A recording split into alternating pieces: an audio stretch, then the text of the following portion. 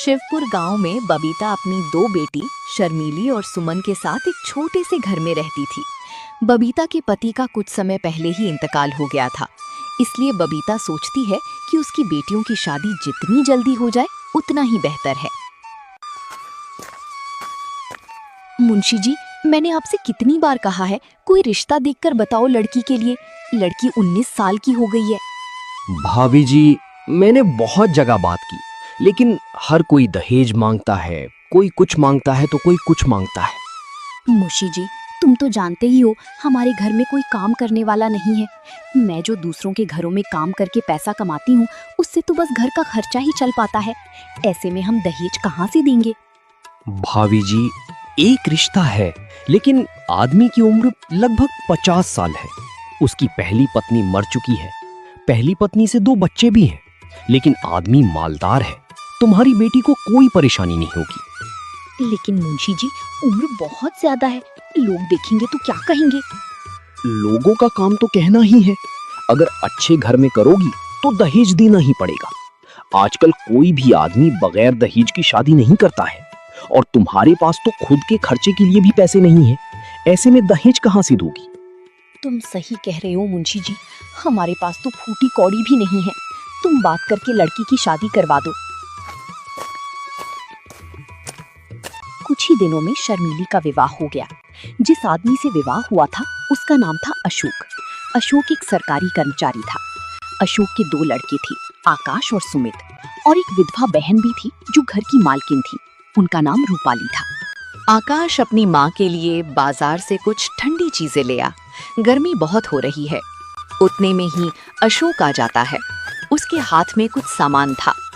अशोक शर्मीली को खुश रखने के लिए कोई ना कोई तोहफे रोज लाया करता, लेकिन शर्मीली को ना जाने क्यों अशोक के पास बैठना और हंसने बोलने में भी संकोच होता था। इसका कारण ये था कि अब तक ऐसा ही एक आदमी उसका पिता था, जिसके सामने सिर झुकाकर देह चुराकर निकलती थी। अब उनकी अवस्था का एक आदमी उसका पति था। वो उसे प्रेम की वस्तु नहीं, सम्मान की वस्तु समझती थी। उनसे भागती फिरती थी। अशोक के सामने आते हुए शर्माती थी।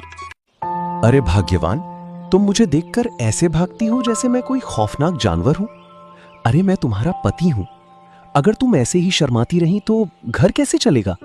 तुम अब इस घर की मालकिन हो, जो मन में आए वो करो। अशोक अपनी बहन रूपाली को बुलाता है और उससे घर की चाबी लेकर शर्मीली को घर की खजांची बना देता है। रूपाली, अब से तुम कुछ भी काम नहीं करोगी। जिस भी चीज की जरूरत हो शर्मीली को बोल दिया करो। और शर्मीली, तुम रूपाली का ध्यान रखना। बेचारी सारा दिन परेशान सी रहती है। घर में जिस चीज की भी उसे जरूरत हो उससे मंगा लिया करो। मैं हर महीने की तनख्वाह तुम्हें दे दिया करूंगा, क्योंकि घर के सारे खर्चे अब तुम्हें ही उठाने हैं। अशोक पूरे महीने की कमाई शर्मीली को दे देता है। उनका ख्याल था कि शर्मीली इन रुपयों को देखकर फूली नहीं समाएगी। उधर अशोक की बहन रूपाली मोहल्ले की औरतों से शर्मीली की खूब चुगली करती है। अरे जब से आई है मालकिन बनी बैठी है, एक एक पैसे का हिसाब लिखती है।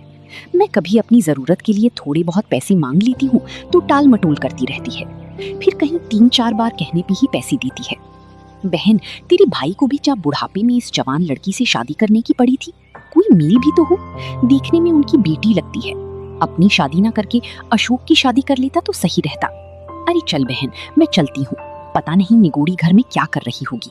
बच्चे स्कूल से आने ही वाले होंगे। चल के देखती हूँ खाना बनाया है कि नहीं, कहीं बच्चे भूखे तो नहीं बैठे रहे।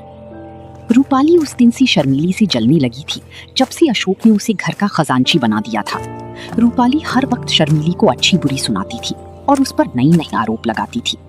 एक दिन शर्मीली छत पर किसी काम के लिए जाती है तो रूपाली कहती है, अरे ना लाज है ना शर्म, निगोड़ी ने हया भून खाई है। अब क्या कुछ दिनों में बाजार में नाचेगी? लोग देखेंगे तो क्या कहेंगे कि कल परसों की बहू छत पर चढ़ी डोल रही है। अरे अपने घर को सीखा था या नहीं? दीदी, मैं कपड़े लेने गई थी। आंधी बहुत तेज आ रही थी, कपड़े कहीं उड़ ना जाएं, इसलिए मैं चली गई थी। अरे मुझे बुला लेती, मैं क्या मर गई थी?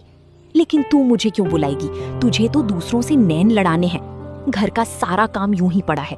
बच्चे स्कूल से आने ही वाले होंगे, उनके लिए खाना पकाया है कि नहीं? सुबह से कपड़े ही धो रही थी, बस अभी फारिग हुई हूँ, अब खाना ही बनाने जा रही थी। अरे